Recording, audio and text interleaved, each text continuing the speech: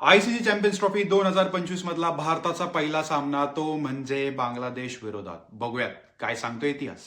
आतापर्यंत भारताने 41 ओडीआय सामने बांगलादेश विरुद्ध खेळलेले आहेत. त्यापैकी 32 सामन्यांमध्ये भारताने विजय प्राप्त केलेला आहे आणि केवळ 8 सामन्यांमध्ये बांगलादेशला त्या ठिकाणी विजय प्राप्त करता आलेला आहे.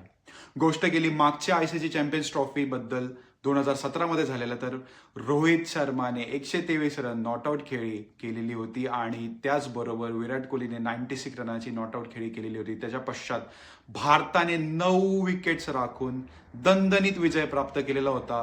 पण आता जे कंडिशन जे दुबईमधले आहेत ते हलकेसे वेगळे आहेत आणि मला असं वाटतं की बांगलादेशची हलकी फुलकी बॉलिंग वर्सेस भारताची वर्ल्ड क्लास बॅटिंग असा हा सामना रंगणार आहे.